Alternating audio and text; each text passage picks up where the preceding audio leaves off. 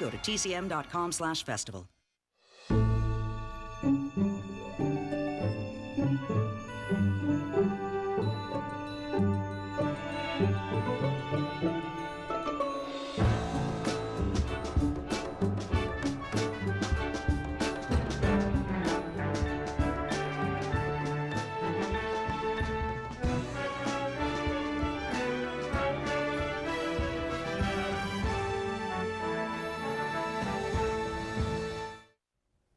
Hi, I'm Robert Osborne. Thanks so much for joining us.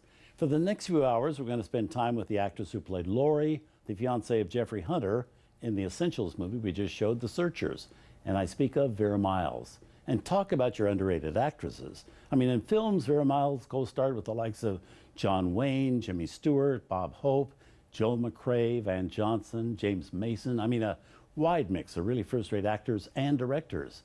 Well, up next we have Vera in a film from a director who, like John Ford, was a great champion of her career, Alfred Hitchcock.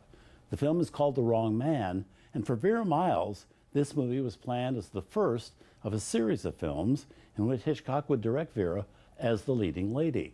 To that end, Hitch actually put her under personal contract.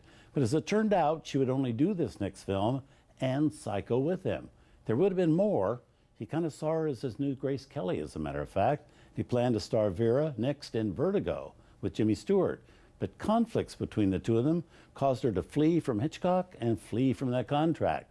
Well, as for this film, The Wrong Man, Hitch and Vera made it for Warner Brothers in 1956. It's the story of a New York musician who happened to be in the wrong place at the wrong time and accused of a crime he didn't commit. And this mistake turned his life into a living nightmare. And the scariest part, it is a true story. The Wrong Man of the title is played by Henry Fonda, this film being the first and only one that Fonda and Hitchcock ever made together. And one thing about this movie, The Wrong Man, it's unlike any previous Hitchcock film. Never before had one of his movies been based on something which had actually happened. He came across the story in Life magazine back in 1952.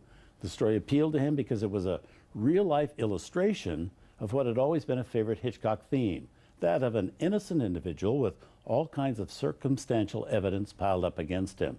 And though this movie is not among Hitchcock's most famous films, it certainly is an interesting addition to his remarkable catalog. Also, unlike most of Hitchcock films, it's totally unglamorous and gritty, the director trying to keep in step with the kind of movies being made in the mid-1950s. So here from 1956 with Vera Miles playing Henry Fonda's distraught wife, The Wrong Man.